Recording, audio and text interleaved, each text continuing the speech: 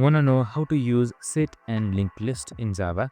Well, no worries. In this video, I'm going to show you an easy step-by-step guide on how you can do it.